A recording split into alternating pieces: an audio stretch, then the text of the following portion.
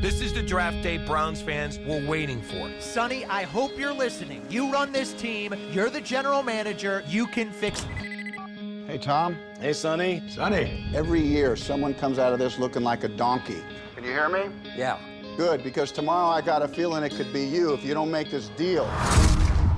Let's talk about the draft. I need you to make a splash, Sonny. And if you can't do it, then I have to do it. Just to be clear here, you're threatening to fire me, right?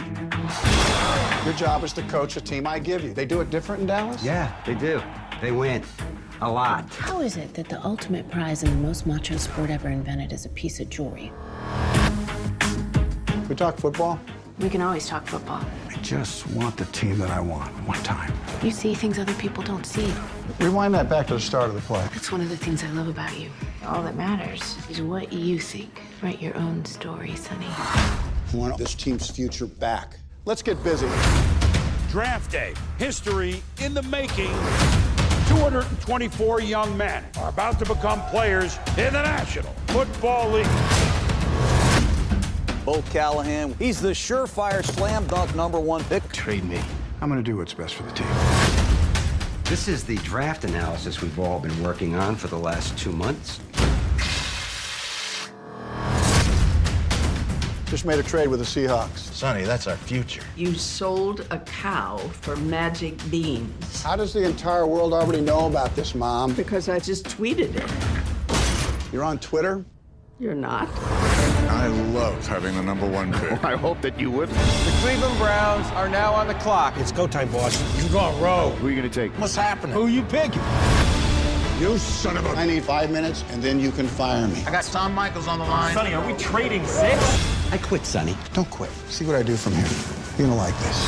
The football world is in shock, wondering what exactly the Cleveland Browns' Sonny Weaver Jr. is cooking up here. You're not going to believe what's happening. You make this deal right now. Say it with me. An absolute stunner. Okay, screw it. No more offer.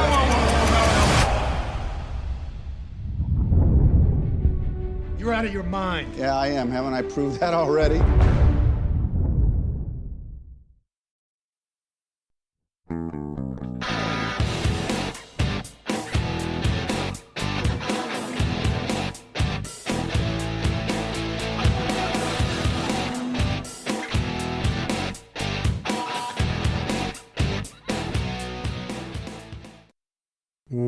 Welcome to They Called Us a Movie, testing the strength of friendships one terrible movie at a time. Subscribe to the podcast on iTunes and other podcast services by searching They Called Us a Movie, and find us on Twitter and Instagram at TicTamPod. That's TCDAM Pod. We are also now a proud member of Geek Vibes Nation, and you could find them at gvnation.com. Welcome back to They Called Us a Movie. This is Anthony Delvecchio, and with me as always is Dan Aquino and Mark Myers. Say hello, gentlemen. Hello, friends. Guys, have you ever had so much stuff going on the same day that you both had to put out a fire and throw a laptop across the room? Because I feel like that has never happened to me in months. Yes, once. Well, so Sonny never puts out the fire. That's true. Jennifer Garner comes and puts out the fire. Yep. So neither has Sonny. Sonny has never had one of those days. But this is just it's not a great day for him, is it? Well, at the very end, but we'll get there. Real quick, can I tell you? I mean, it's exaggerated, but that's kind of what it's like to be at that level in sports. I know that for a fact. I've been yelled at several times for the stuff that Sonny was yelled. What's the Rich, right? The intern. Yeah, the intern. Yeah, that brought me back. I had PTSD when he was getting yelled at. Yeah, I don't envy that. But this week we have a guest with us. He is the co-owner and managing editor at fantasypoints.com and host on SiriusXM Radio. We have Joe Dolan here. Thanks for coming on the show, Joe. Well, thanks for having me, guys. I think it's an apropos week to have me on the podcast. Great time to talk to you guys about let's just call it a very interesting film, Draft Day. Good to be with everybody here. I've never done a movie podcast before, so this is something new for me, and I'm going to be having a lot of fun. Great. Yeah, why don't you tell us a little bit about fantasypoints.com or whatever you want to talk about? No, well, let's just boil it down this way. If you want to win your fantasy football league, come to Fantasy Points. I know Myers is an avid reader and Stop listener. giving away my secrets. Joe. Sorry, Myers. Sorry, Myers. This is a very important week for us, though, because it's the NFL draft. Our NFL prospect guide is up on the website. I'm not here to sell anything, though. I'm here to have fun. But fantasypoints.com, you will not regret it if you come to the website. Trust me. Joe, after the podcast, you and I should talk. That's fine. Have Myers give you my number. I'm all ears. I'm all ears. You guys are screwed now. It's Absolutely. all mine. So maybe you'll be one of my new I call them my August friends. They're people who are like, it is unbelievable. I don't know how this happens, but each and every year around like August 15th, a whole lot of people remember, I wonder what Dolan's up to. I'm going to check in with him. See how he's doing. How's the wife? How are the dogs? How's that? Oh, and by the way, maybe I'll get a little extra. It's just weird how that works out. It's like you hit the lottery every August, right? And then I know. Just friends and family come out of the woodwork. Funny how that works out every year. I'll see if it happens again this year. My guess is it will. What we do every week is we talk about anything we've been watching. So, Joe, we're going to start with you. Is there anything you've been watching this week? I'm finishing up. My wife and I are finishing up The Last Kingdom on Netflix, which has kind of scratched our Game of Thrones, like Braveheart-y itch. It's more Braveheart than Game of Thrones because there's no like witchcraft and monsters and creepy crawlies and all that stuff. But there's a lot of hunky dudes going around talking in like vague European accents. A lot of good battles. Just a really entertaining show. Barry's coming back. I just watched the first 2 episodes of Better Call Saul from this season. So we've been enjoying that. So that's what we've been watching. Loved Yellow Jackets and Only Murders in the Building this year. So plenty that I have been watching, but none of that we're going to be talking about on this show. Great. Dan, what about you? Anything? So my wife and I are going through the Stranger Things seasons, getting ready for the new season. I think it's the final season. So we're just kind of boning up on that. And I don't know if you guys remember this, but do you remember the one character, Mike? Like, I guess he's one of the main kids. Everyone just dunks on his dad for no reason. Which one's Mike? Remind me. Is it the main kid? Yeah, he's the one. Finn Wolfhard? Yes. He's the one in Ghostbusters, I think. Correct. Right. Yeah. So everyone just kind of like dunks on his dad, and he's the only one who never does really anything wrong. Like Stranger Things, they make it look like the father is this like lame, boring dude. Like, all right, well, I'm sorry that your dad makes 6 figures in 1985 and just like loves his family. I don't know what to tell you. What a guys. loser. Yeah, right. To be fair to that child, that mom is hot as hell. Oh, yeah, Mike's mom is that's definitely a hot mom. Yeah, and he knows that. He definitely knows that. Billy knows that, and he's going out of his way to really give her the business. It's just, even the little kids are just like, oh, you're useless, Mister. I forget the last name, but you're useless, or you don't get that from your dad. And like, all right, well, maybe lay off the dad. He's the only one thing like illegal or crazy here. So we watched that, and then I watched The Crow, Brandon Lee's The Crow, and I thought it was going to be like, I was really excited to watch it for some reason, and I liked it the first time I watched. The second time this is the second time I've seen it. It doesn't hold up very well, but it has a decent, like, Tony Todd's in it. He's pretty cool. Ernie Hudson is always great, and then that was kind of like it. And I was very disappointed. I don't know why I was so excited to watch The Crow, but that's pretty much it. I don't know. You're just not into the hot topic scene, I guess. Yeah, I've outgrown it. That's what it is. What about you, Mark? Anything?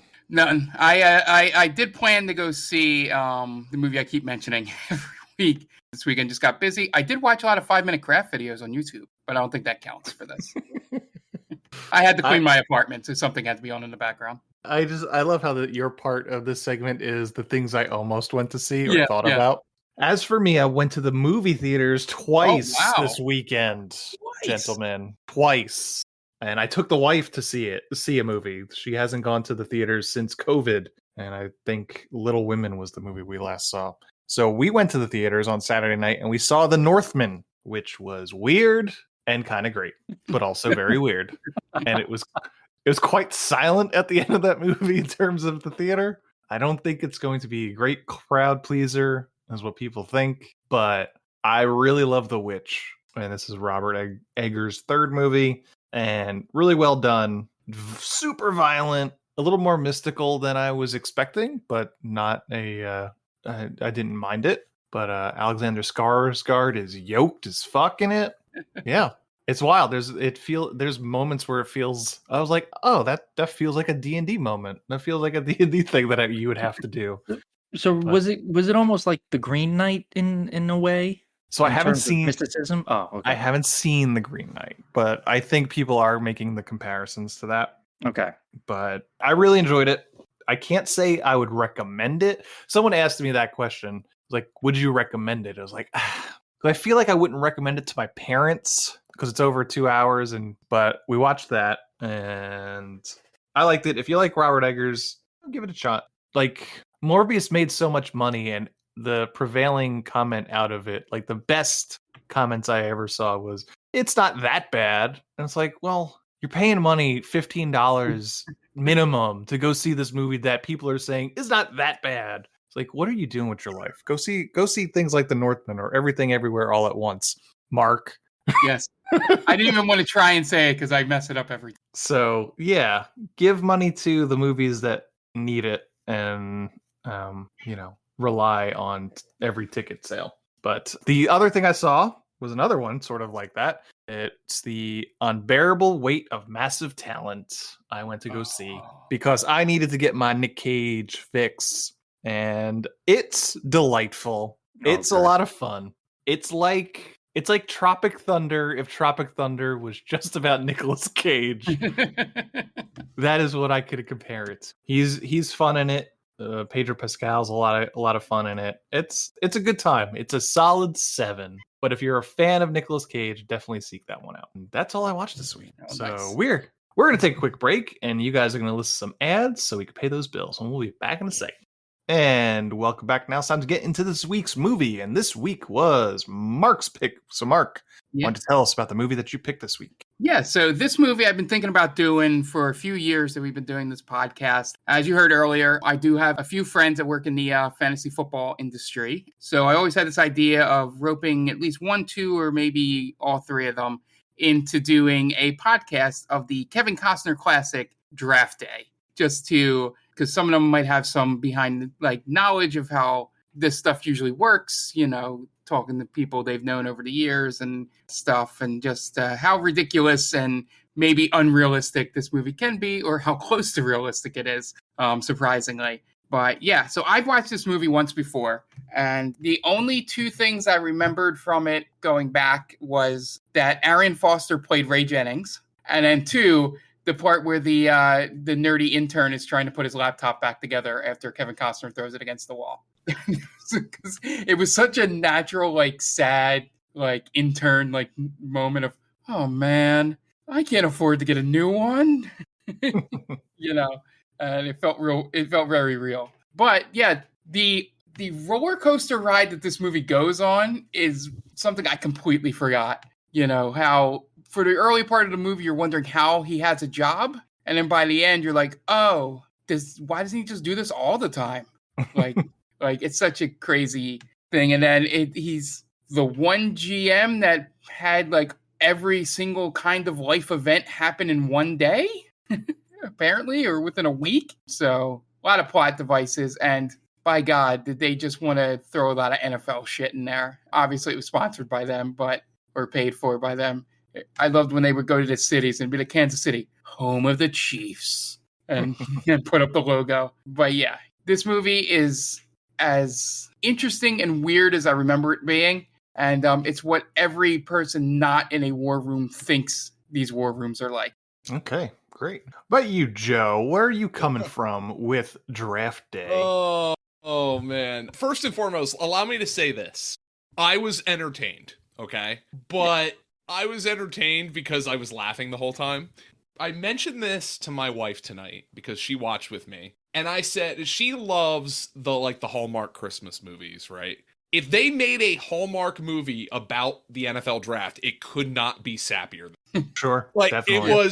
it was legitimately a Hallmark take on the NFL draft. It was unrealistic. I don't remember any of the characters' names. As a matter of fact, I didn't even find out until today that Arian Foster played the running back in that movie.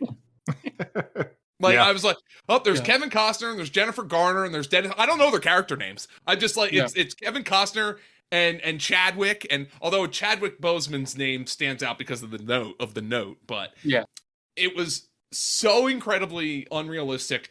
And all that together because they inserted the nerdy intern at just the right times that it was funny enough. But yeah, it was, let's just say I've had worse Saturday nights, but this was definitely a movie that was way more unintentionally comedic than I think they were going for. But it was entertaining enough for me. I'm sure we'll gut into nitpicking all the things wrong about it, but it was entertaining enough. And if you're a serious football fan, especially with the NFL draft coming up this week, and you want something that you're going to be like, oh my God, I can't believe they did that, watch this movie. You'll enjoy it. Okay, great. Dan, what about you? Where are you coming from? Draft Day. All right, so I've seen Draft Day. This is the second time. The first time was just out of sheer, curiosity. Just, nothing else was on. Never saw it. Figured why not. This movie it's a very forgetful movie. Because I remember I saw it. I remembered nothing about it during the second watch. I was like, oh yeah, Jennifer Gardner's in this. I forgot about that. Frank Langella's in this. Oh, okay. I'm kind of remembering some of these things. But I didn't remember like the whole twist at the end and just how and I came to the realization this movie is just the story of a man who fails upwards. That's all he does. Yeah. His whole life, he just fails upwards, right? He's son of a coach, right? He's a terrible husband, so he gets divorced. Then he hooks up with Jennifer Gardner. Like, oh, okay, so you upgraded there. Then you show your ass and you give up all your first round picks and you get the guy you wanted. Then you get everyone else that you wanted. Yeah. The only thing missing, he didn't also get Bo Callahan just for shits and giggles. This is exactly why I call it like the Hallmark movie, right? Because the whole thing about a Hallmark movie at Christmas is they got to save the lodge, or they have to save the Christmas village, or something like that. Oh, and by the way, I'm going to fall in love with somebody who's jaded, who is from the city, and then not only do I save the lodge, but I also get the person I fell in love with who moves from New York City to Podunk, Colorado, just for me. Like that is literally what this movie was. It was incredible. Yeah.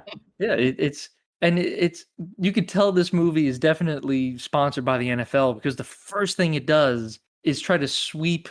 It tries to sweep assault and battery under the rug. Like, it's all just a little assault and battery. He only landed a kid in a hospital.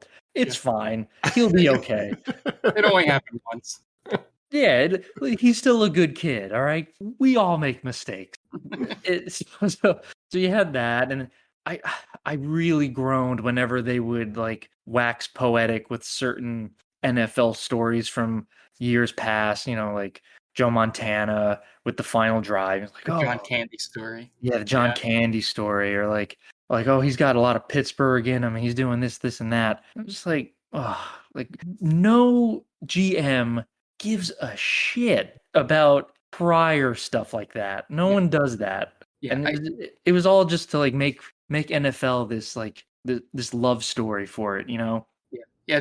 I think the only realistic thing that he talks about. And again, I've never been around GMs or know if this would really happen, but when they're re-scouting Bo Callahan and he goes, everybody has a something, we just have to figure out what his is and if we can live with it.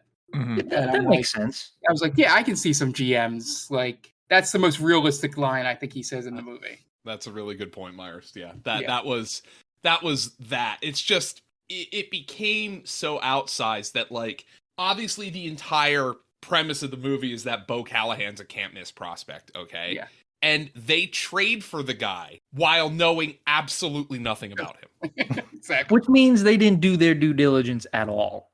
Dude, let me tell you something. These GMs, even if you have no chance to draft Aiden Hutchinson this year, the GMs, forgive me for a crude term, but they know how big the chunks of corn in his crap are, okay? Like, they know everything about this. You're going to tell me that this guy, who was supposedly this can't-miss quarterback prospect, every GM in the league didn't know that he was a selfish asshole? Like, right.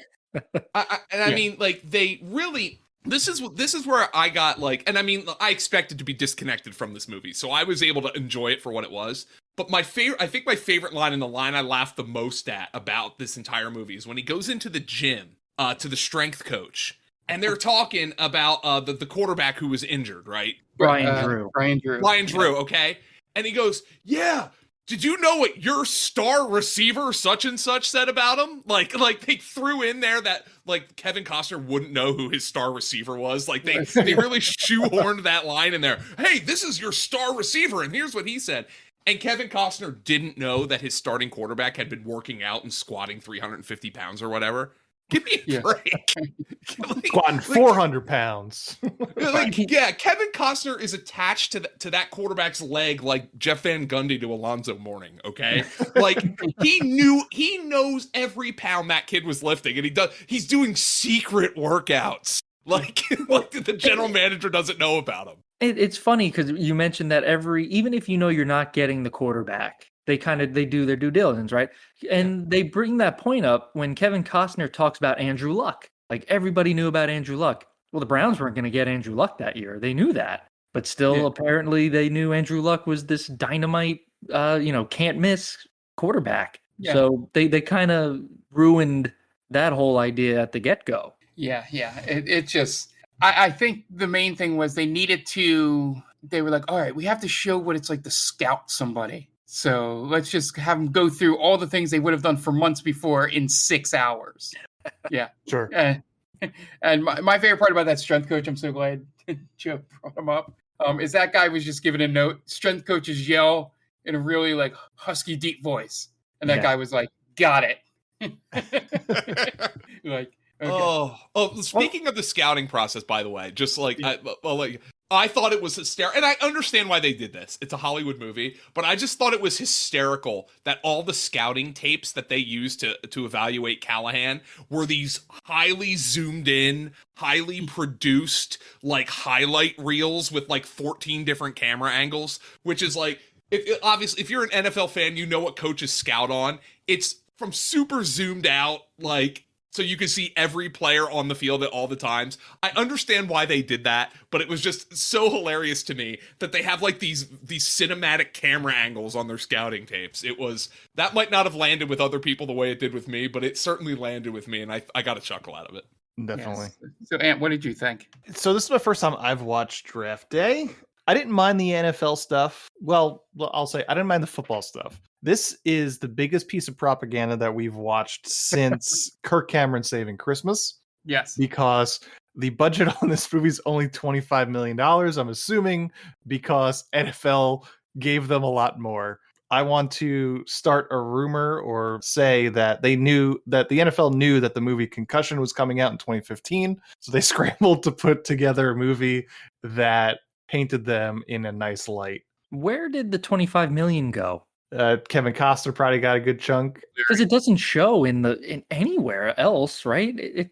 I was surprised that it was as expensive as it was, because I was thinking about it before I did that research. I was like, you know what? This is like an office building. They could have shot this. I don't even know who produced this. Lionsgate, let's say. Like, they could have shot it in the offices of whatever production company that they had, because most of it's just office stuff. I guess location stuff. I'm assuming they went to some of the places they said they went, but they didn't have to, because a lot of it's just boardrooms of teams. But the stuff inside the war room was fun, probably unrealistic, but I was so bored by everything not involving that stuff. Like, I couldn't give a shit about his mom wanting to scatter the ashes. It's like, lady, read the fucking room, first of all, Ellen Burstyn.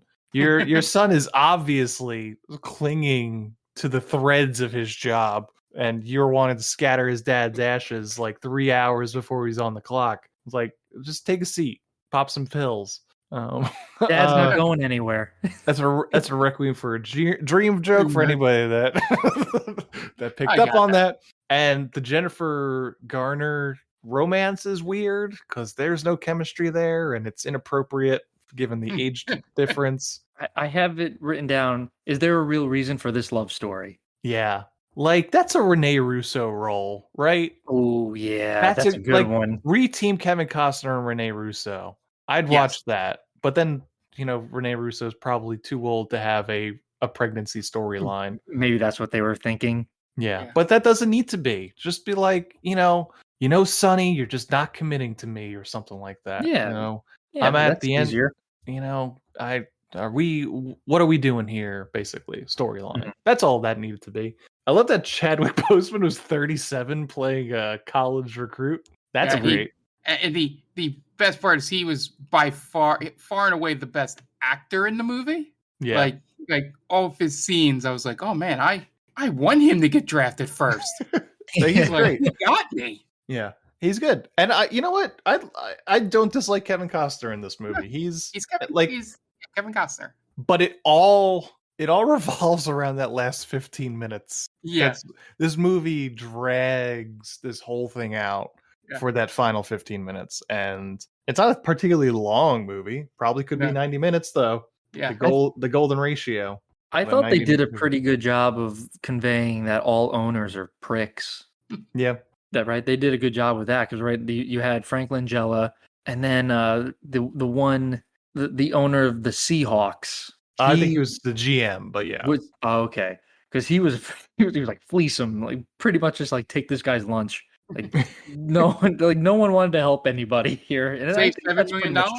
What's that? Yeah, save $7 million. We have to do this deal. Right. Yeah, it was and then you have Dennis Leary, who might have been the biggest prick out of all of them, just because he's Dennis Leary. I thought that it had some decent performances, but outside of that, it was a very slow-paced movie and just very, very dull. Yeah. There's not anything very memorable about it. Yeah, so I couldn't decide if it was funnier that the Dennis Leary character was supposed to be Barry Switzer or that they assumed the Cowboys had won a ring recently. Right. I guess they were just expecting that to have happened. Was more unrealistic, that or the fact that the University of Wisconsin would have a Heisman Trophy winning quarterback. That was the only school that was cheap enough to get the helmet. All right, what's the cheapest but most believable? We couldn't pick Tulsa. I'm not sure. I'm not really sure that Nevada's gonna fly. We got to go Power 5. But not too bad. Like, don't pick Iowa State. I got it, Wisconsin. Yeah. People know them. Yeah. I did a little research. Well, I mean, not a lot, a little research. I feel like this is pretty well known. So the whole crux of this movie is essentially Frank Langella pressures Kevin Costner to make this big splash, right? So he trades with Seattle for the #1 spot. And he's like on the fence with taking this quarterback, right? Winds up not doing it. Spoiler alert. And he's lauded as a genius for what happens afterwards, right? So who won the 2014 Super Bowl? The Cleveland Browns. No, was it the Seahawks? It was the Seahawks. The Seahawks wind up winning the Super Bowl, and they get their quarterback. So once again, this movie proves the Browns can't do shit right. Yeah. And you absolutely know that Ray Jennings is going to be a bust. Oh yeah, Florida State running back. Yeah. Here's the funny part, and I mean, the entire discussion of this podcast basically is going to have to come down to the last 15 minutes because that's really all the substance of this movie. The funniest part to me, and there is a very militant group of people on Twitter who and I mean it's understandable talking about the value of positions, okay? Like a quarterback obviously means more than a kicker, like things like that. Well, of the kicker, punter, long snapper tier of positions in football, those who really are adherent to analytics would tell you the two least valuable positions in all of football are probably linebacker and running back.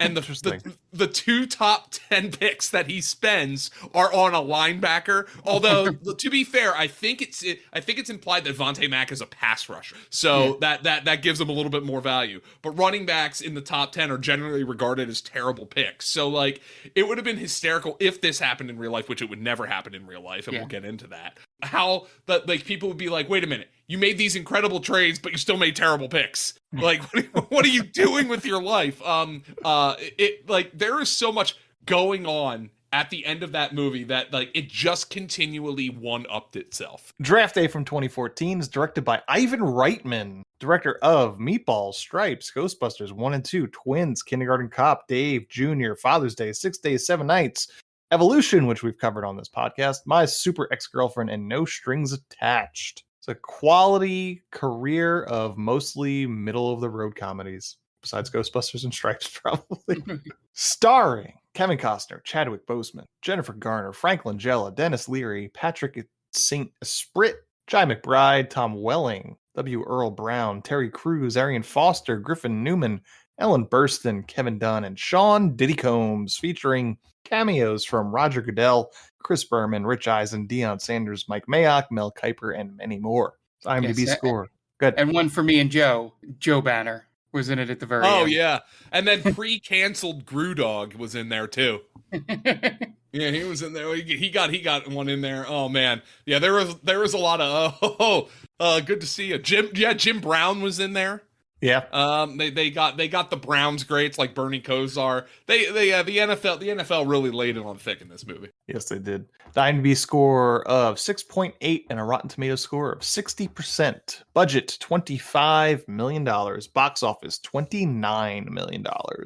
So a little bit over. It made its money back. Yeah, I mean, when you don't count like advertising and stuff like that. But it's, I mean, the NFL took care of all that, so.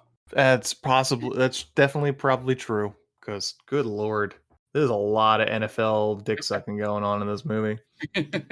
But yeah, that Draft Day is it's fine. I think I will not remember this movie, and I will probably never watch it again. I think that's what I could come away with saying, is that it's there, it exists. Yep, and Kevin that's Costner all got it's known paid for. Yeah. You guys want to get into plot? Let's do it. Yep. All right, Dan, what you got? Just going to give a very quick shout out to two of our friends, Tia and Brittany, and their podcast, The Top 10 with Tia. It's a podcast where Tia and Brittany go over top 10 lists. So if that's something that's up your alley, go over to geekvibesnation.com, search Top 10 with Tia, check them out, give them a follow, and you can follow Tia on Twitter at TC_Stark. Okay, great. And we are going to take a quick break, and you guys are going to listen to some messages from friends of the podcast, and we will be back in a second. Hey everyone, this is Steve. And this is Adam. And we're part of the Hop Nation USA podcast, Pittsburgh's #3 craft beer podcast. Join us every Friday for new beer reviews. We'll talk about the news, history, and homebrewing. Plus, we'll sit down with the best brewers and industry personalities that'll have us. So whether you're a casual drinker, a hazy boy hophead, or even if you're a whale hunting cellar hoarder, just search Hop Nation USA on Apple, Spotify, or your favorite podcatcher and join the nation.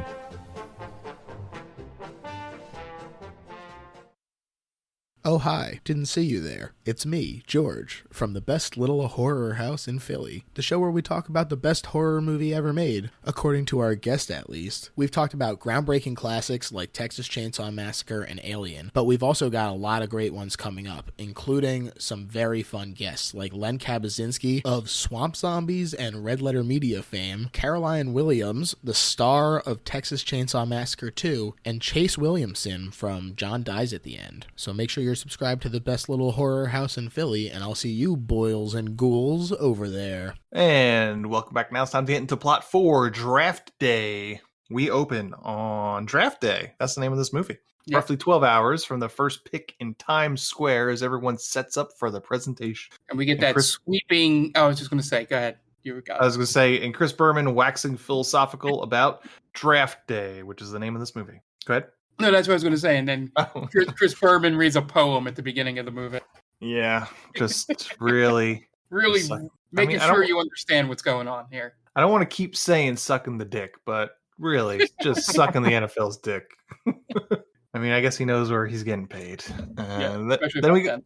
then we go to Seattle as the GM and another front office person discuss what to do with their first overall pick. The slam dunk first pick is Heisman Trophy winner Bo Callahan, quarterback, but Seattle is looking for any reason to trade out of the pick, which I'm actually not 100% sure why.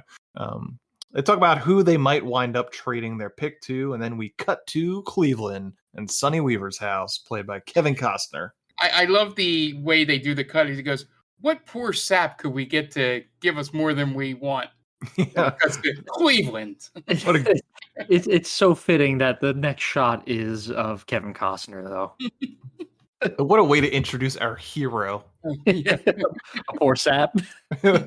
What a dumb idiot is going to take our pick. It's like something out of a Simpsons cartoon episode, right? Yeah. Cut to Homer. Yep. He is the GM of the Browns, and he's the son of the former coach who just passed away. And Jennifer Garner is his age-inappropriate girlfriend who is pregnant, and he didn't have a super great reaction to the news. This is such a subplot I do not care about, and I skipped over writing notes of several scenes that they're in whenever they go to the closet. Like, who gives a shit? She leaves, and he gets a call from Seattle about trading for the first overall pick. Seattle plays coy about wanting to move out of the number 1 pick, but wants a king's ransom for it regardless. The next 2 first rounders and a third rounder in the third year. Tom from Seattle wants to make the deal right there, but Sonny tells him he's got to go. Good. Yeah. Well, I'm not sure about this, but the first unrealistic thing is a GM driving around listening to sports talk radio. You don't think they listen to sports talk? Some might. Maybe it's just me in the radio business. I actually didn't find that being too unrealistic. I'm sure many don't, but I do think, especially in a city like Cleveland, where the fan base is so in tune with, or not in tune, but the fan base has such a relationship with the team. I think they like to know what is being said. And I'll tell you this. When I worked for the Philadelphia Eagles, the PR team would send out every single day links to news stories and blog posts regarding. So now I don't know if that's common practice around the league, and that certainly doesn't equate to a general manager listening to like Angelo Cataldi scream his head off. But I do think they care about what people are saying, and maybe especially so a general manager whose job is up. So I don't know if I found that as unrealistic, but like, I can see why initially you might think that, oh my God, like what is he doing to him? Yeah. It's the listening version of doom scrolling. Yeah, I mean, you guys do root for the basketball team that had a GM that had a burner account. So on Twitter. Yeah, exactly. So don't I think these guys know. And again, it boils back to the conversation we had earlier about like, how the hell did they not know that this quarterback was an asshole? Like, it's just like, not to say that these guys are omnipresent and omnipotent and all-knowing, but if you're a general manager, you're going to know quite a few things, like, in this regard. By the way, we'll get to that once the trade happens, because I have a point about the scouting department to make, too. Yeah. I mean, yeah, because it feels like they kind of pulled some Johnny Manziel stuff with this Bo Callahan of like his personality. It's like, man, everybody knew about that. How could you not? Right. And they're like, he's fucking so many girls. That's such a surprise to me. Day of draft day, and they give him like Kareem Abdul-Jabbar numbers in terms of women he sleeps with. Like he's sleeping with at least 20 women like a week. Yeah. You think so? I don't know, man. Wait a minute. Did Kareem bang that many women, or do you mean Wilt Chamberlain? Oh, Wilt Chamberlain. I was about to say, like, now, I don't know if we should do that to Kareem. I mean, Kareem's got a good reputation, and hey, more power to him if he's out there racking up numbers. But he did it silently. He didn't flaunt it, but I knew. I mean, Bo Callahan doesn't read the playbook, so he's got all kinds of time on his hands. Makes sense. Yeah. So Sonny goes to work, and we get some more philosophical conversation about the Cleveland Browns by some local Cleveland personalities who also call Sonny Weaver out by name. Then Sonny gets a call from Vontae Mack, 37-year-old Chadwick Boseman, who is apparently playing a 22-year-old linebacker, hoping to be picked by Sonny because if not, he'll probably fall later in the draft. They can't afford the paycheck because he's got nephews to take care of. Sonny hangs up. Oh, go ahead. I was going to say, the end of this scene, Chadwick's the shot on him after he hangs up, and you can just, like, you see on his face, like, he portrays the emotion, and then the instant that he knows how to, like, flip it to be like, hey, to the nephews, like, not show them what's going on. I think was, like I said, again, he's probably, in terms of acting scenes, despite not being in much of this movie, probably the best parts of this movie. Yeah, Arian Foster could never. No, that was like local athlete commercial level acting. I forgot I forget that he's in this movie at points. Like he shows up in the next scene and then like, man, ghost town until the NFL draft. But Sonny hangs up, and when he's getting gas and he gets a call from Terry Crews representing his son, Ray Jennings, Arian Foster, a running back out of Florida State, that may slip in the draft because of an off-the-field altercation. And that's it, really. A running back slipping to number 7. I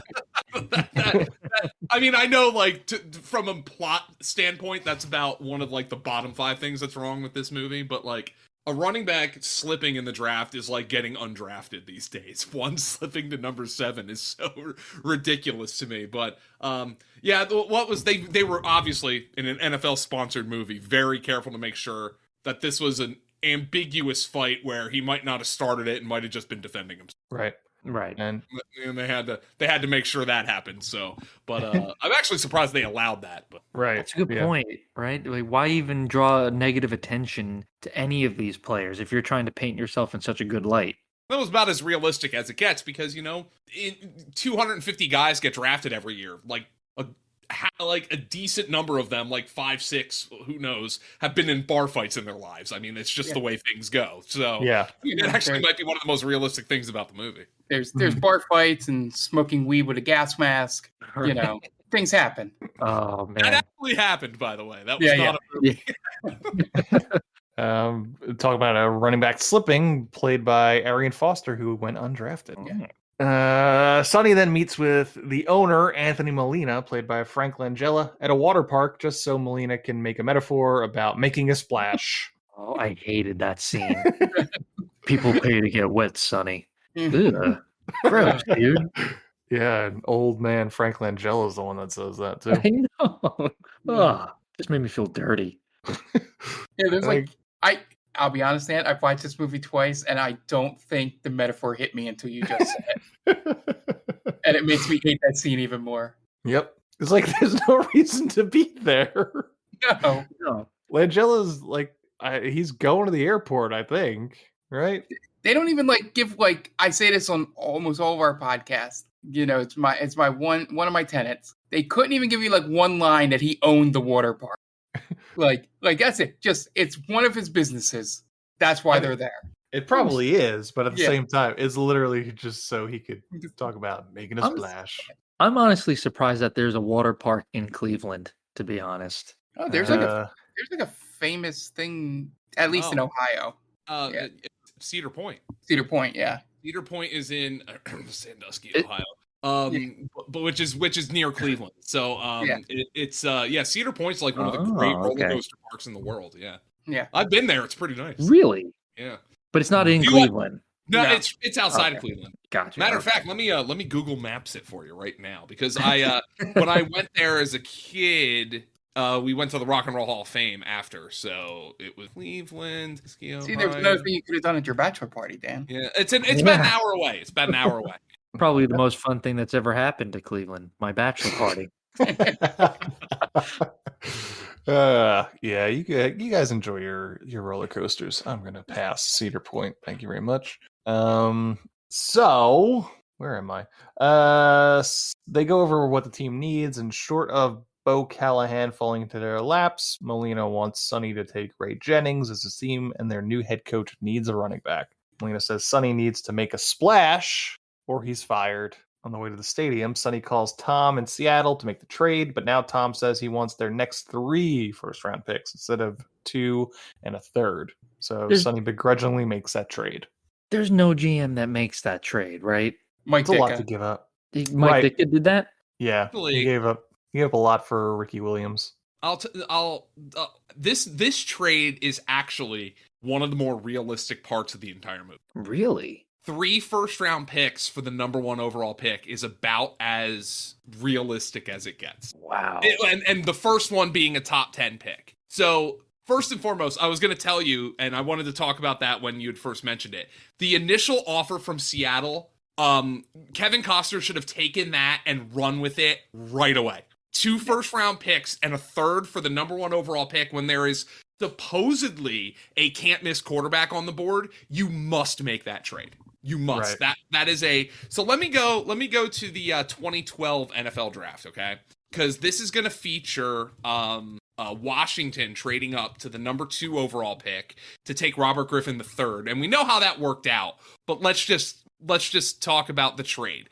So for the number 2 overall pick in 2012, St. Louis traded first round selections, traded the number 2 overall pick to Washington for first round picks in 2012, 2013, and 2014, and a second round selection in 2012. And Washington only moved up from 6 to 2 as opposed to 7 to 1 in this deal. So actually, you can make the argument that Cleveland underpaid for that deal. Yeah. Oh, interesting. The first one, that Kevin Costner should have been fired for not taking the first trade, even if he didn't want Callahan, because he could have pawned that pick off to anybody else for more than that. So that was the second trade was that of all the trades made in this movie, that was the most fair trade. The 3 first round picks for the number 1 overall pick. Yeah, and I think they even referenced the Griffin trade in it without saying it. I think they did mention that, Myers, now that you mention it, and Washington ended up giving up more than Cleveland did in this hypothetical. So,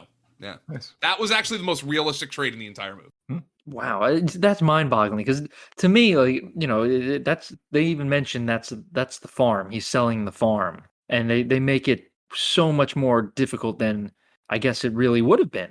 And the other realistic part that Kevin Costner mentioned when Dennis Leary came and yelled at him for selling the farm or mortgaging the future, whichever term you want to use. And he's like, no, we didn't mortgage the future. Bo Callahan is the future. Yeah. So that was also a realistic thing for him to say. So of all the deals made in this movie, let's not forget that Costner turned down an incredible deal before talking to Frank Langella. The deal he ended up making was actually probably pretty fair for both sides. Oh, man. That's why that blew my mind. That's why you brought me on here, guys. I had to relate it to something. No, paying dividends. Yeah, we're gonna get to the ridiculous trades made in this. Oh yeah. Now I'm like, I don't know what to expect now.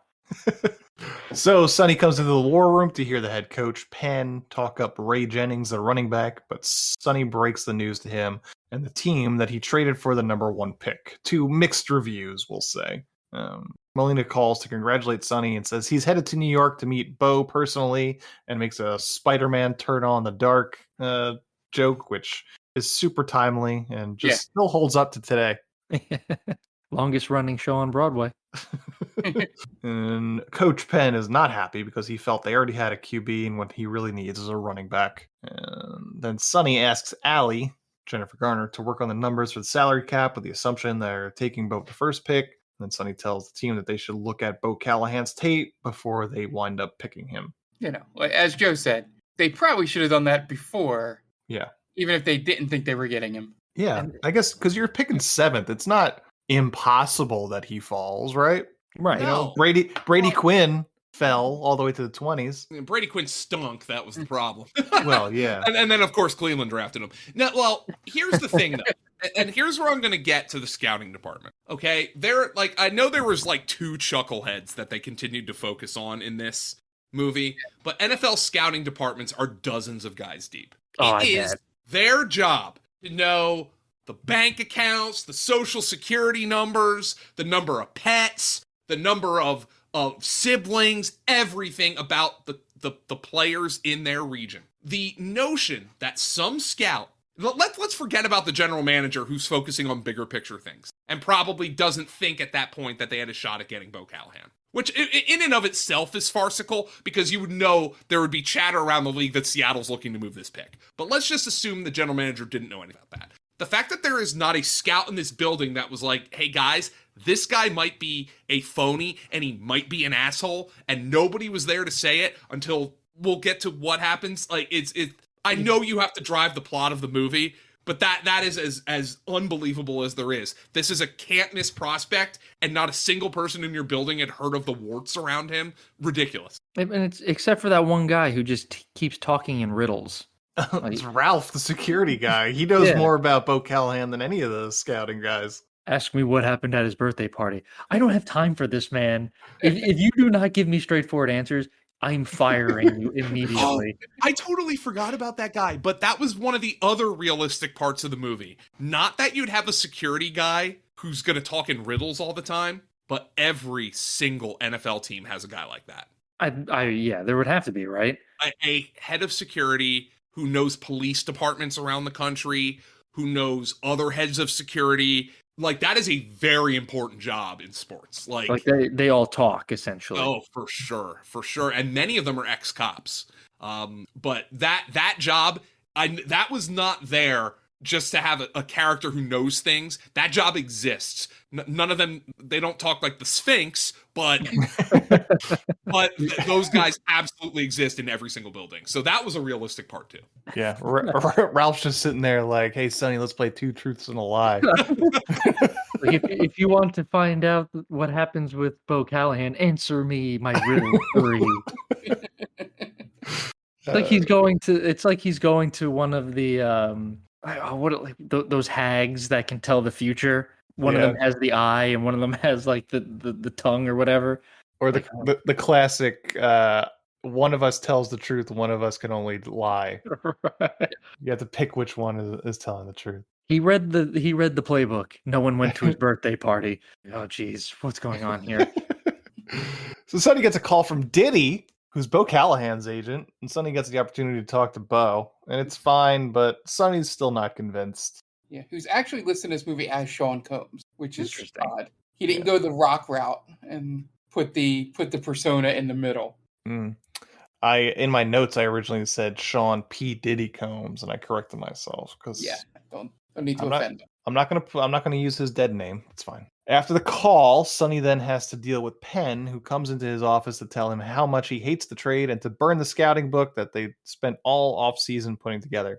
And after Penn leaves, Sonny gets a call from his mom, Ellen Burstyn, who says she found out about the trade through Vontae's Twitter and that the trade was a mistake because he could have taken Jennings at 7. Yep, and we learned a very valuable lesson here. Never tweet. Never tweet. And again, total NFL propaganda, right? Just like telling the players, shut the fuck up. Yeah. Don't have a personality outside of football. Oh, and a lot of coaches and general managers feel exactly that way.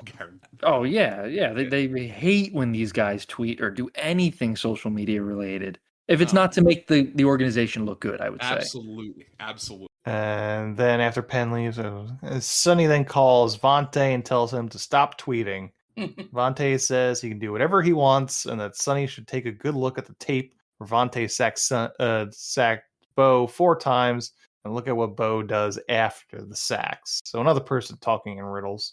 Right. Now, and go ahead, Mark. Yeah, and this drills home what Joe has been saying. If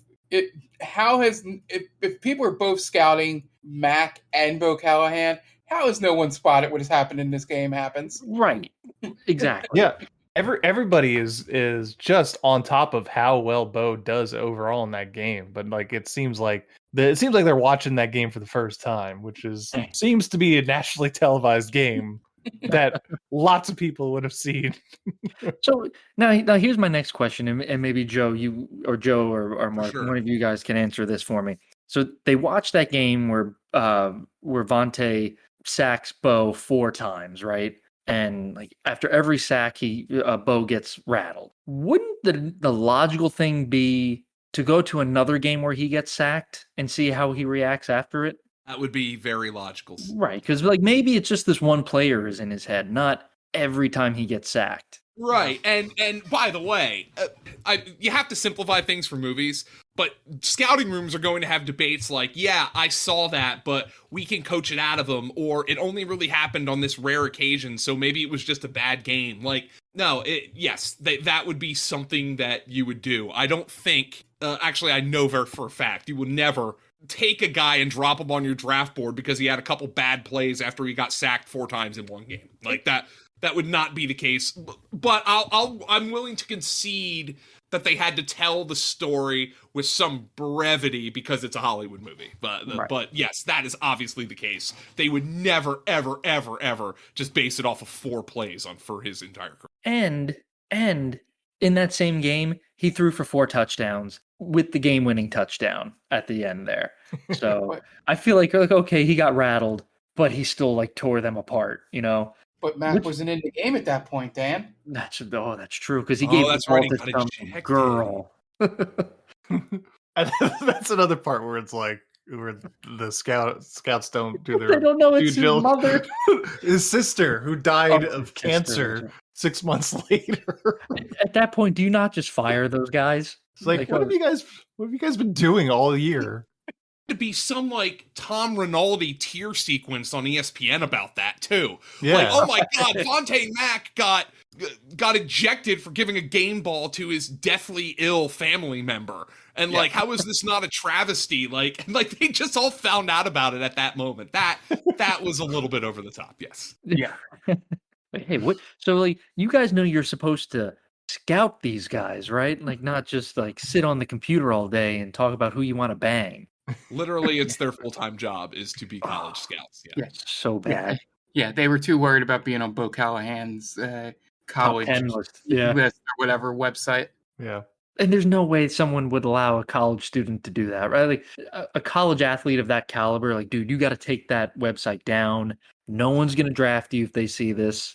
It's just a problem. This is the bigger red flag for Callahan. Yeah, the fact that this website existed. Like, so you mean to tell me you have a running list of all the girls that he's spent a night with, and you don't know that he might be a phony leader? Like, that does not add up. This guy thinks he's Derek Jeter already. Yeah. Vontae tweeting, that's the problem. Right. Yeah.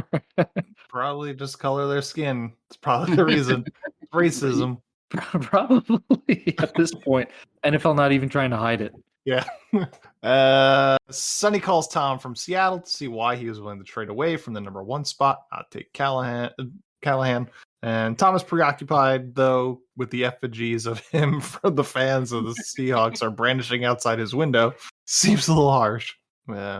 Meanwhile, Sonny's team is too busy looking at the paparazzi pictures of all the girls Bo has managed to bang rather than find anything of use to Sonny, so he chews their asses out for wasting his time.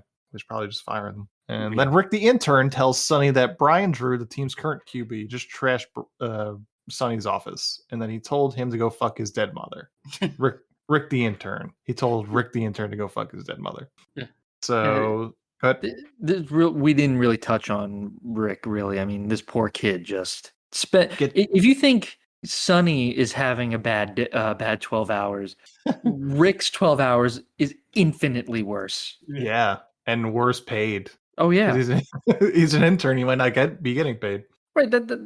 So Sonny laments throughout the whole thing, like, oh, if I don't pull this off, I'm gonna lose my job. All right. Well, you're probably a millionaire. Rick is a kid straight out of college getting paid probably $12.50 an hour. So I don't feel too bad for you, Sonny. You'll probably land somewhere else too, as that usually happens. So I don't care. Yeah. At the very least, he's probably getting some money from his dead dad, right? He didn't go to the will reading, so who knows? But just a very inopportune time to die. His ex-wife did, though, Rosanna Arquette. Yeah. Which I think is that, I don't know if that's nice or like evil. I mean, we really don't get enough of her personality to figure out if it was like, well, I was married, he was my father-in-law at some point, so I should show my respects versus I hope there's something in there for me. I get half of whatever he gets. Yeah. I do imagine that that's a failed marriage due to Kevin Costner. Yeah, I mean, after he throws the laptop, she tells Jennifer Garner good luck. But also, he derides her for like having a career in the arts. Yeah, right. He's like, don't you have like an art exhibit to open or something? It's like, ooh, got her. Really showed her. Yeah. Some aloe for that burn. And she probably like, yeah, well, I do have an art gallery to go to, and I'm living my best life, Sonny. Yeah. So I guess suck on that. Don't forget my alimony check at the end of the month. And just throws the deuces up, walks out. So Sonny confronts Drew in the locker room, who tells him to trade him if he's going to draft Callahan. Sonny tells him that he's going to do what is best for the team, whether that means he's going to trade Drew or otherwise. I love the strength coach in this scene. You can't quit, man, not after all the work you did. He got the, like I said, he got the direction. Be kind of a nice meathead. Oh, and also the moral of the story seems to be: if you don't get your way, throw a temper tantrum, and you will get what you want, right? Because Brian Drew, Brian Drew finds out he's not going to be the starting quarterback. Trashes the GM's office. Can't imagine that's looked well upon. Dennis Leary doesn't like who they're going with. Burns a goddamn, almost starts a fire. Just like doesn't anyone know how to use their words and be rational in the Browns organization? And even though we like him, Vontae Mack also is, throws a fit on Twitter. Right. Essentially he throws a little mini hissy fit. And he ends up getting rewarded with the number 1 draft pick. Yeah, everything works out for Vontae. He gets a lot more money than he was expecting. Yeah, he comes out the ultimate winner here. Yeah. Who do you think is most likely to bomb out of the league, though? Vontae, Jennings, or Callahan? Jennings. I'll say Jennings just by nature of the... Yeah. You get one bad hit, and and here's the thing about quarterbacks. I think a lot of times you want your quarterback to have a little prick in him. Yeah, sure. Yeah, right. Because he has Aaron to have Rodgers is a colossal prick. Oh yeah. But I think his teammates respect that he's not a phony for whatever faults he has, and he has many. Yeah, I don't know. Like they do paint the picture that nobody likes Bo Callahan, which I think, as we've seen, has been a problem, because I think that's been a problem with Carson Wentz. And I think it's been a problem, ironically, with the Browns, with Baker Mayfield. So that there is a delicate balance, but I think a successful quarterback, many of them do have prick in them. You don't think Tom Brady's a prick? Of course he is. Like that's so I think, just based on the little we know of the talent, I would say the running back is the most likely guy to bomb out. Sure. And as someone that has had to root against Tom Brady, as someone that roots for a team in that division, you don't have to tell me that he's a prick. I get it. Although now he's like kind of funny on like social media, so I kind of hate that he is a little bit, because now it's like little bit of self-awareness to him that's kind of uncomfortable. Yeah, I hate it. It's not like self-aware in that 99% of people are. But you thought he was less self-aware than basically every human being on Earth. Like he was just a robot. Right. And now that he's not that, it's kind of disconcerting. Yeah. Because I think it's definitely come to that. Like, he has nothing to prove to anyone. He's kind of like untouchable. So he can go out and just kind of he can make fun of himself a little bit. Like, I'm literally the best player to have almost ever played this game. So I can go kind of just like do whatever I want now. He's got that fuck you money. Fuck you ring. Fuck you rings is what he's got. He's got fuck you everything. The fuck you wife, the fuck you rings, the money. It's like whatever. He can do whatever he wants. Yeah, he's got his own brand. That's good to be him, I'd imagine. I'm sure it doesn't suck.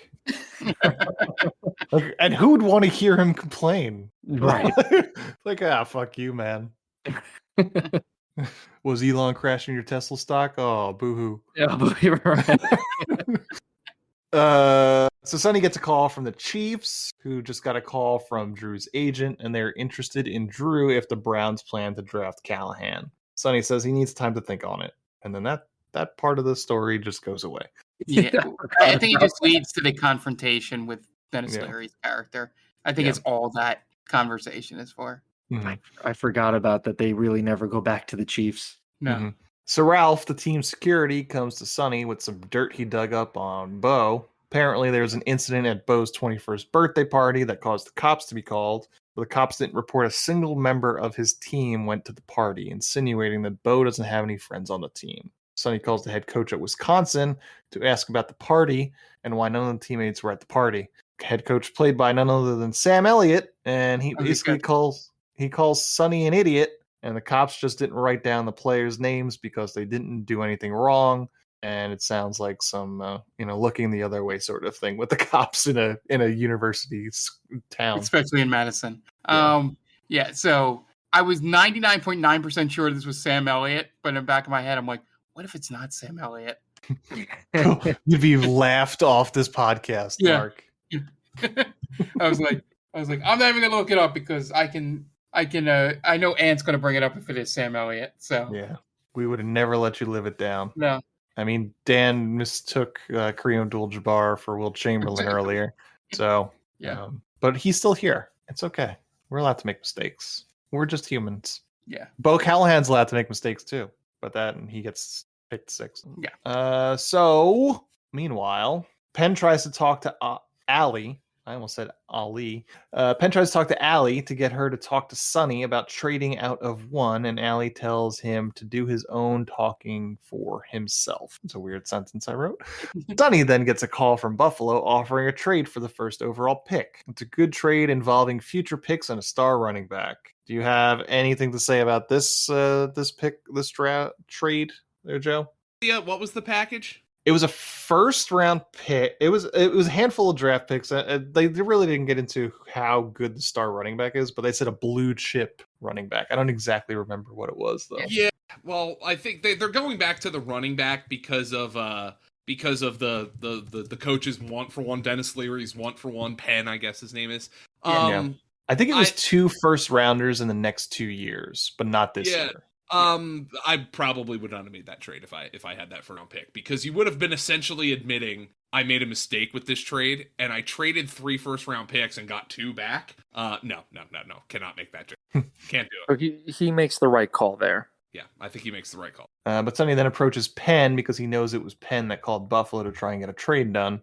And then Sonny goes into Allie's office to talk about the trade with Buffalo, and he says it's a good trade, but it might mean that he'll never get to make a first-round pick in Cleveland ever. So Sonny then goes back into the war room and tells everyone that the plan is to still draft Bo Callahan, but they should look at the tape of Vontae Mack sacking Bo. After watching a few plays, they realize that Bo gets happy feet after he gets sacked. The only reason why he won the game is because Vontae got ejected for some ticky-tack personal foul because he gave his sister the football. Meanwhile, Molina is now at the draft and just eating up the limelight on national television, not ever removing his sunglasses.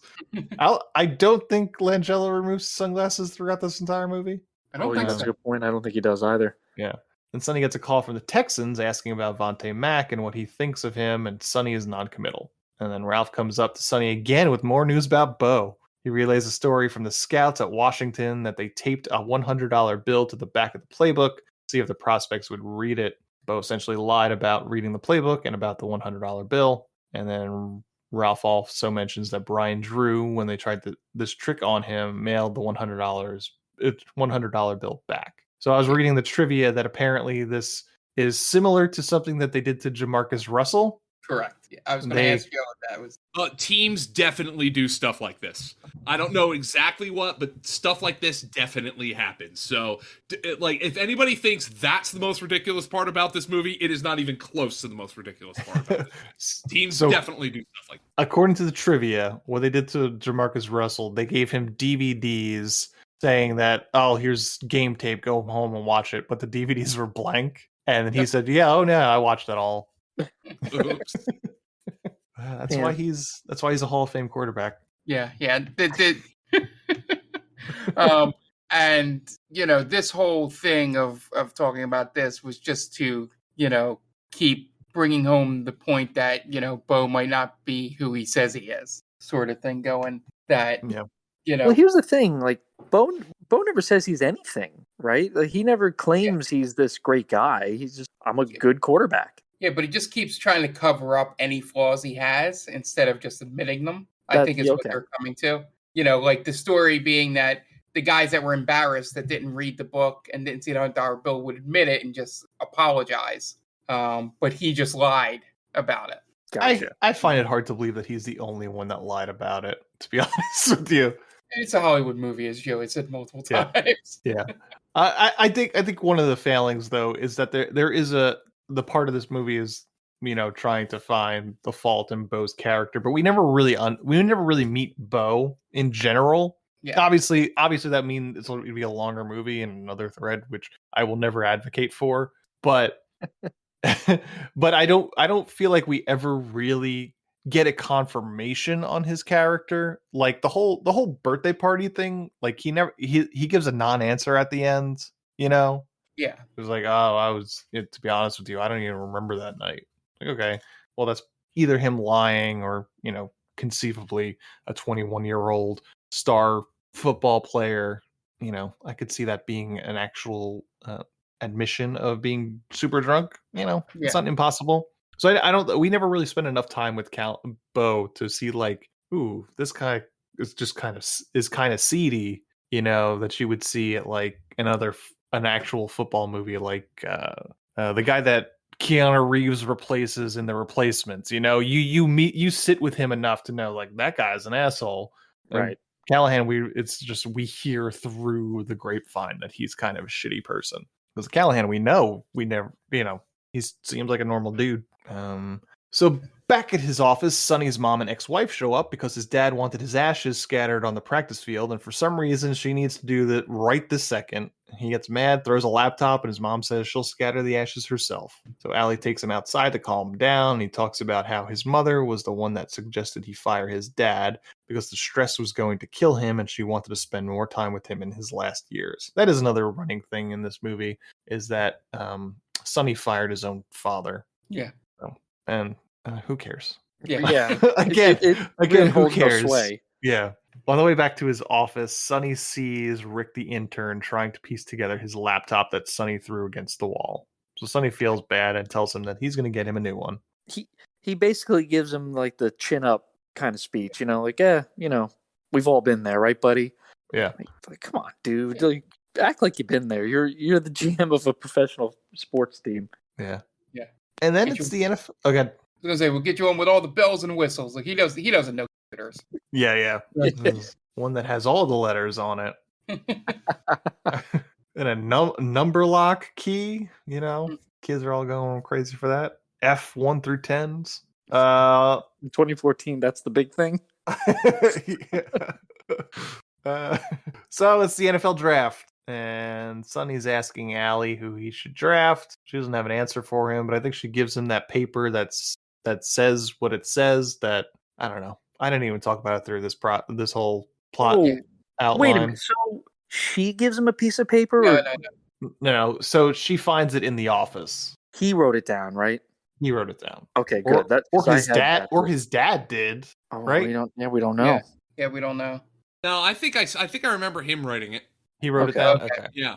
Because basically that note it wipes out the entire movie essentially. It kind of does, like it negates everything. Yeah, the entire movie is basically you start realizing when you see what that note says that his whole thing has been finding a reason to take someone besides, who it says.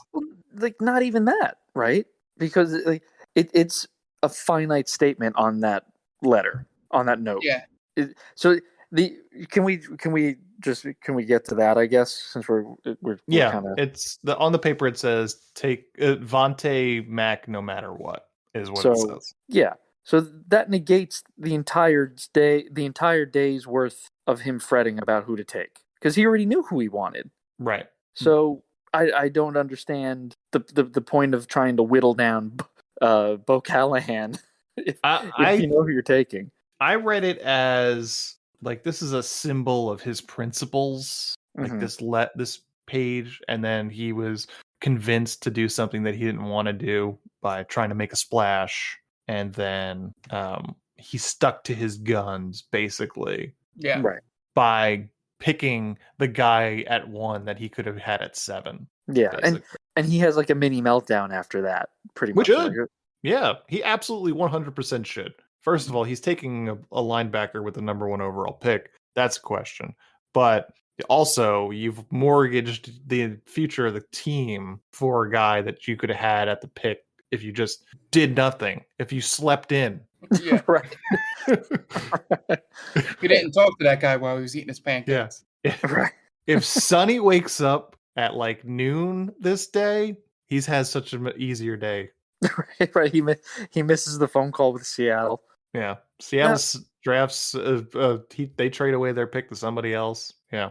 But now, like, here's the thing at the beginning of the show where I talked about how he fails upwards because he makes that pick, the number one pick, and then by the grace of God, every other team now doesn't draft the quarterback. They don't draft Bo Callahan. Mm-hmm. So now he's put back in an advantageous spot. Yeah. Most of this movie is Sonny trying to undo what he does in the first 15 minutes of this movie. It's so wild because and maybe Joe you can answer this, but is that the trend that would happen in the draft? So if, I'm the GM for the Browns and I make that pick, I don't pick Bo Callahan, do the other teams now panic and not take him as well? Not unless those other teams have the same exact information the Browns have. Exactly. Right. So they don't. They would have to have the information. There is no way they would sit here and say, whoa, what do they know that we don't? And now you might ask that at some point, like, do they know something we don't? But those teams would have to be confident in their evaluations. No, there's absolutely no way those teams would let a guy fall down just entirely based on something that they think another team might know. No, that's a ridiculous proposition, and it proves it's ridiculous by what happens at the end. Okay, so Sonny calls Bo to ask him about the birthday party and if any of the players showed up, and Bo says he doesn't remember. So we don't get any information out of that. Sonny puts in his pick and keeps it a secret from everyone else, but he winds up taking Vontae Mack, the guy he could have gotten at 7, so it's a weird pick to say the least. So Sonny laments kind of feeling like he didn't do anything particularly right today, which probably pretty true. But then a few picks go by, and now Bo Callahan hasn't been drafted yet, and now he's falling in the draft. The War Room then realized that the only team standing in the way of the Seahawks winding up with Callahan on top of their next 2 draft picks for the next couple of years, and after all said and done, is Jacksonville. Which is great. I love that. Just well, two totally incompetent. Realistic thing is Jacksonville being. Hey, but they've got the 6th pick. It's not one. No, which trade is more realistic? I love how they paint that they've got this young general manager, and in the unedited version of this film, guys, you actually see this young general manager shitting his pants on live television. But like, he is scared to death that there's something wrong with Callahan, and then oh my god, the trade he makes. Oh, get into what the trade is. I can't even. So Sonny gets the GM of Jacksonville on the phone and convinces Jacksonville to trade their first-round pick to the Browns for their next 3 second-round picks. Oh god, this trade is horrible. Now you could convince me that like a team picking at like 27 would trade that pick to a team looking to move back into the first round for their next 3 second-round picks. A team trading 3 second-round picks to move into the top 10 of a draft is preposterous. It would never happen. You cannot make that trade without getting a future first-round pick. You cannot do it. Can't. Yeah. Now, there's no player involved here. No, this is the biggest fleecing in NFL history, this trade. Yeah. And it's just appropriate that the entire war room of the Jacksonville Jaguars celebrates it as though it is the greatest trade of all time. Yeah. We did it. And I love, speaking at GM, he tries to, play, the bluff thing and go, give me 4. And as soon as Sonny goes, no, he's like, all right, you said 3, right? Just immediately backs down. 4 would still be a bad trade. Yeah. But it's just funny. He tries to counter offer and then immediately. Oh, what a horrible deal. And again, it's so great that it's between two of the laughing stocks of the NFL. You have the Browns, and the Jaguars just like out clowning each other. Yeah, Jets must have had a good year the year before because they ain't in this movie. Oh, and then here we go, the big spot, the big denouement, if you will, the climax, I guess. Yeah, not the denouement. I'm throwing bad film terms out around here. So Penn flips out. Molina somehow makes it back from New York already, and he's freaking out. But then Sonny gives the Seahawks a call, telling them that he's going to draft Callahan ahead of them, just to spite them, more or less, unless the Seahawks trade back the picks the Browns gave them, plus a kick returner. And for some reason, the Seahawks agree. Yeah, I love the Putney. I love that he puts it on pause. He's like, "All right, what else do we need?" As though they could get anybody they want off this team. Like he is so firmly in the driver's chair. Yeah. Like, I could just take whatever I want from these guys now. It's like a Moneyball moment, right? Where Brad Pitt and Jonah Hill are trading for Jeremy Giambi, and he's asking Jonah Hill, who else do we want? Who else do we want? Oh, get this guy. I want this guy, and they get him. Yeah, I mean, this is Moneyball light, right? Right. Kevin Costner literally was the worst general manager in history in this movie, and the best. And the Seahawks general manager was a competent one, and then somehow isn't even the worst general manager in the movie, because that belongs to the Jaguars guy who traded the 6th overall pick for 3 second-round picks. Oh my God. Oh, I like that one. I literally, like, my buddy texted me and he said, and it wasn't Myers, and he said, when you get to the draft scene, you have to give me a reaction text. Man, it's just, and then it's ridiculous. We're shooting back and forth and we just go, Putney! Like, they even got Putney! Like, how do you get Putney in that deal? And that's like one of the biggest wins for them. Yeah. God, like, and then they take the running back at 7, but oh my, I mean, just, like, the only realistic trade in this entire movie is the first one. That's it. Yeah, and it's and the reason that obviously they draft the running back is the only other named character in the entire movie. Yeah. you get one scene with him throughout the whole movie, and like we're supposed to be emotionally involved with the running back. He's Cleveland royalty. Oh yeah. You know what the most unbelievable thing about this movie was whenever Roger Goodell goes out onto the dais, he is booed off the stage. like he's getting cheered. I was like, oh, they made that happen. You know? Even my wife knew, like, oh, he usually gets booed, doesn't he? Like every time. Every time. He even exit on now. So like he's in on it now. Like, yeah, but nope, not in this movie. Yeah, no, they're like, yeah, again, we gotta make us look good. Yeah, and they also didn't have any Jets fans commenting on the draft, so it was unrealistic for me in that regard. Yeah. I did really like the Cleveland bar when they choose Vontae at number 1 and the guys at the bar are like, oh no.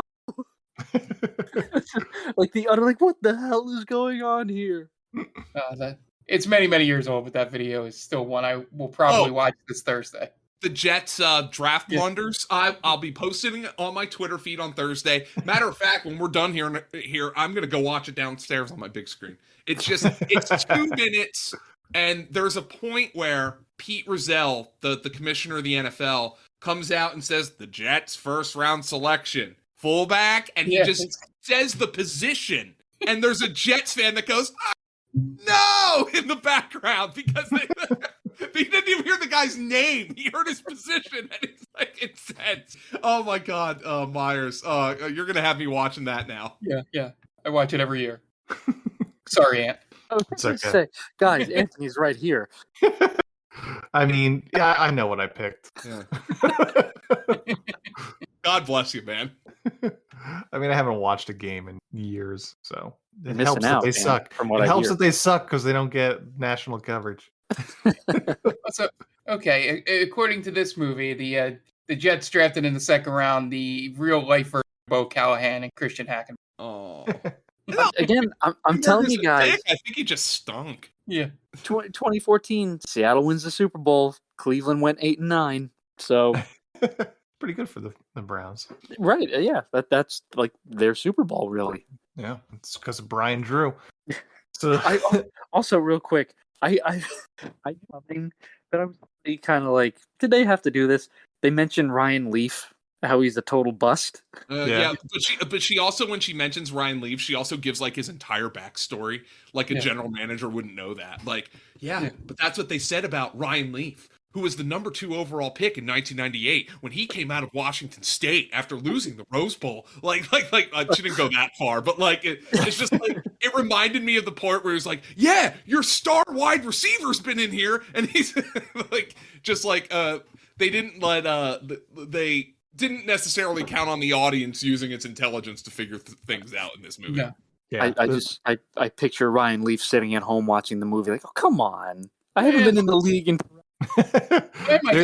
Fully embraces his bust status now. Yeah, unfortunately, that's what he's known for. I think at this point you have to, or else you're gonna, swallow the wrong end of shotgun after a certain amount of years. Yeah, hey, that's what did it in his note. Yeah. So Seahawks wind up drafting Callahan, and the Browns draft Jennings. When everyone's happy, and Molina congratulated Sonny for having a huge set of balls. Team has a celebratory party with the new draft picks, and then Sonny, Allie, and his mom essentially walk into the sunset, which gets ruined by an unnecessary epilogue of the season kickoff. And then a terrible fake Imagine Dragons song plays over the officially licensed NFL stills as the credits roll. And that is the end of draft day. Yeah, so good old friend Nate Allen in that collage, Joe. Oh, he's in there. Yeah. That made me remember what year that was. Like, that was a remember some guys thing, and 2014 doesn't seem that long ago, but in the NFL, when careers are so short, it is a remember some guys thing. Remember Peyton Hillis? You don't cover that.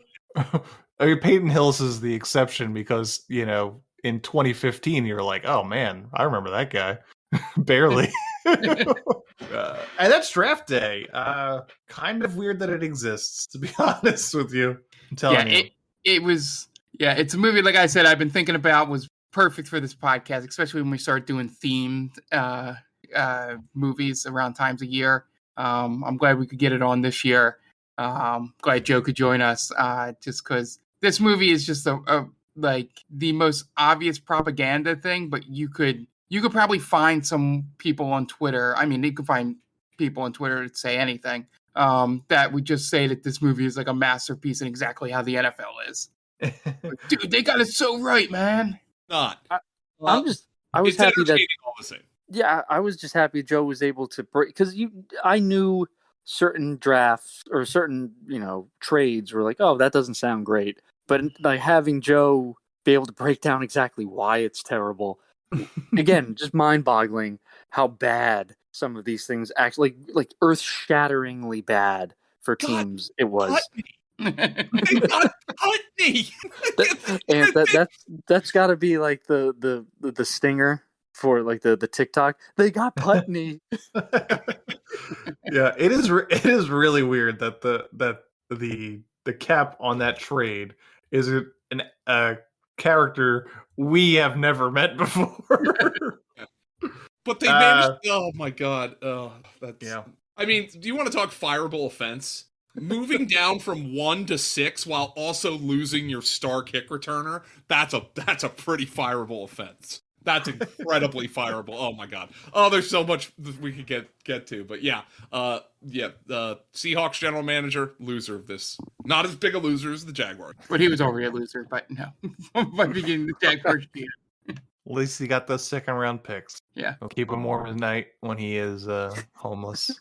Because we don't have a job. I'm glad we have a movie where the heroes of the movie are NFL front office personnel. Right. That's what everyone's wanting to know about. Yeah, right?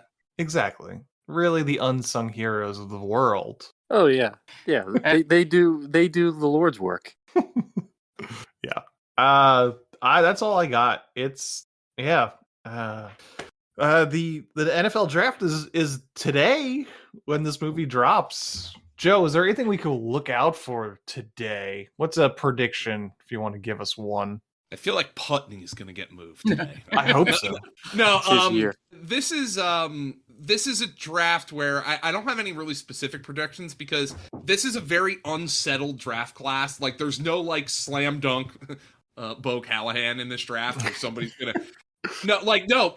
There could be guys who are going like top 5, top 10 who you were like, whoa, I had never heard that name going that high. And I think it's going to be because it's a draft that has a lot of talent, but not a super high end amount of talent. It's just more deep in talent. And I think there's going to be fewer guys who are graded as first rounders on teams' boards, and they're just going to end up taking who they think are the best players on. I would expect some trades, teams trading down if they can to accrue more picks. That always happens, but this is a trade where I think having more selections is more beneficial than having a high selection. Just got to make sure you get those 3 second-round picks. Yeah. Hey, getting 3 second-round picks is fine as long as you're not trading the 6th pick in the draft for them. All right. Yeah, that's going to wrap us up this week. Joe, thank you so much for coming on this week. Is there where could people find you on Twitter or whatever socials? Yeah, you can find me on Twitter at FG. That's fun guy _Dolan. You can find me on Instagram at Joe Dolan FF. That's mostly me posting pictures of my dogs. But Twitter, I'm always hooting and hollering about something. And you can find my work at fantasypoints.com. Okay, great. Thank you so much.